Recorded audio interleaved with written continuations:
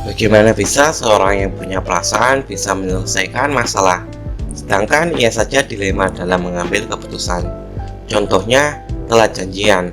Aku datang nggak ya? Kalau aku datang nanti ia kecewa. Nanti ia merasa nggak dihargai.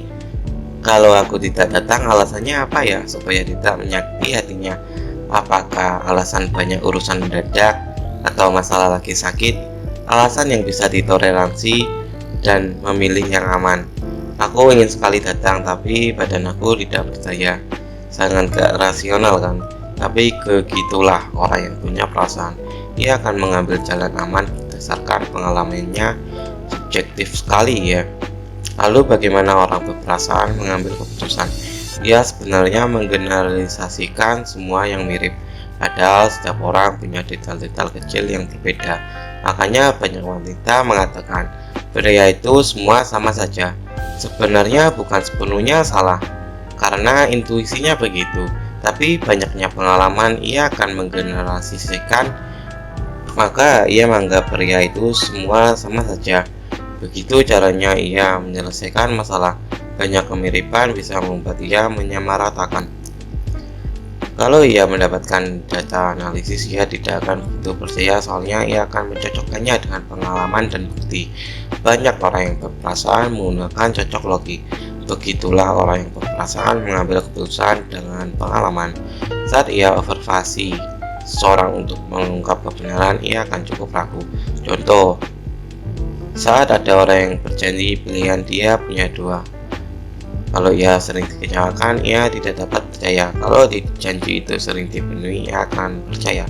Sederhana itu orang yang berperasaan, karena ia menganggap saat orang sedang terkena musibah, ia menyimpulkan orang itu pasti putus asa, sedih, trauma, dan lain-lain.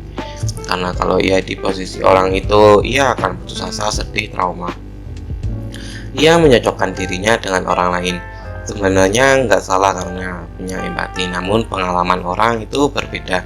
Bisa saja orang yang nggak putus asa sedang baik-baik saja atau sedang berpikir jalan keluarnya. Bisa juga lebih bersemangat untuk berusaha lebih keras. Yang menjadi masalah orang berperasaan adalah pikiran buruknya. Balas dendam, kebencian, iri dengki, keegoisan, sifat buruk yang membuat ia menjadi jahat.